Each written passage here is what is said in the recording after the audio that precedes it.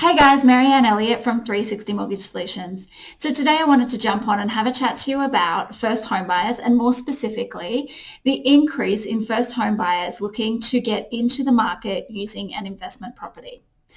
So some of the pros to purchasing your first property as an investment property could be that your buy-in amount or the amount you need to spend may be less. And this is typically because I find a lot of first home buyers may not want to buy a unit to live in, but when they're looking at an investment property, a unit or a townhouse or something on the cheaper side is a great option.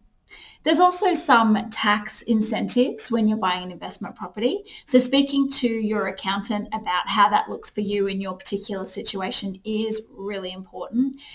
But for some first home buyers, just to get into the property market and be able to have those tax advantages until they're ready to purchase their own owner-occupied property can be a really great option.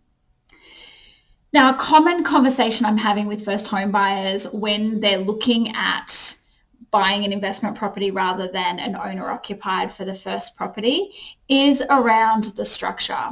And more specifically, it's more about what their long-term plan is. And then that's how I tailor what my advice would be about structuring that investment property. The reason it's not as straightforward as this is the loan type and my recommendation is because if your long-term plan is to continue building your investment portfolio and not particularly buy a owner-occupied property, then the advice I give you and the structure we talk about will be very different to if this property is going to always be an investment and then you want to purchase your owner-occupied property down the track. And this is because there could be some tax advantages down the track that we need to think of and we can pre-plan for when you first buy your investment property. Now, some of the cons for buying an investment property rather than an owner-occupied in the outset is that you do technically lose your first homeowner benefits. So, for example, if you were hoping to go on the 5% deposit scheme, you would no longer be eligible for that if you already owned an investment property.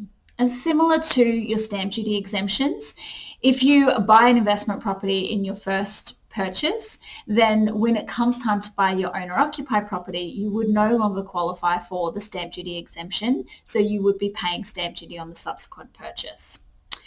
So at the end of the day, guys, I guess the key message here is it's not always black and white for first home buyers. If you want to get into the market but can't necessarily afford the 4-bedroom house that you're after, there are other options that you can consider to get yourself into the market, and having a full comprehensive discussion with a mortgage broker will help you work through the pros and cons and what's best for you in your position. So otherwise, guys, that's it from me. I hope you're having a fantastic day and I'll catch you next time.